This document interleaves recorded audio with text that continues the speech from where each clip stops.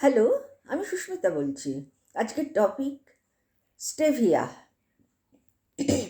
এটা একটা সুইটনারও বলতে পারেন, তবে স্টেভিয়া একটা পাতা। আমাদের দেশে এখন যথেষ্ট উৎপাদন হচ্ছে, আগে হয়তো ছিল না, আমরা জানতামও না।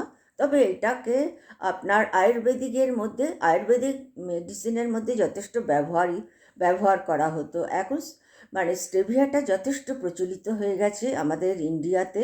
স্টেভিয়াটা আপনার বিশেষভাবে ডায়াবেটিস রোগীদের জন্য ভীষণভাবে প্রযোজ্য। তবে স্টেভিয়ার পাউডার আছে, স্টেভিয়ার লিকুইডও আছে। স্টেভিয়া আপনি গোটা পাতা, শুকনো পাতাও পেতে পারেন। এমনকি আপনার প্রয়োজন হলেও আপনি অর্ডার দিয়ে গাছ চারা কিনে আপনি বাড়িতেও তৈরি মানে গাছ লাগিয়ে আপনি স্টেভিয়ার ব্যবহার করতে পারেন, সেটা যার যার অভিরুচি।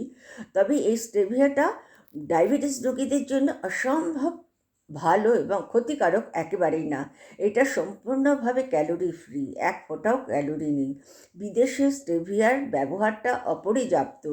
সুইটনার হিসেবে পাউডারটা যথেষ্ট ব্যবহৃত, কেননা বিদেশে চিনির ব্যবহার নেই বললেই চলে। হ্যাঁ, আর আমরাও এটা এখন ভীষণভাবে ব্যবহার করছি। বিশেষভাবে চায়ের জন্য, কফির জন্য এটা যথেষ্ট উপযোগী। আপনার হয়তো অন্যান্য খাবারের মধ্যে একটু টেস্ট চেঞ্জ হতে পারে, একটু তেতোটে, একটু টেস্ট চিনি থেকে একটু আলাদা রকম একটু স্বাদ আছে, একটু, খুব একটা না। তবে আপনি যদি খেতে চান, এইটাকে আপনি পাউডার ব্যবহারও করতে পারেন। গোটা স্টেভিয়া পাতা কিনে আপনি তার ফুটিয়ে আপনি সেটার রসটা তৈরি করেও আপনি অন্যান্য খাবারের সাথে এটা ব্যবহার করতে পারেন। তবে যতটা কম পারবেন অন্যান্য খাবারের সঙ্গে ব্যবহার করা, ততটাই মঙ্গল, ততটাই ভালো।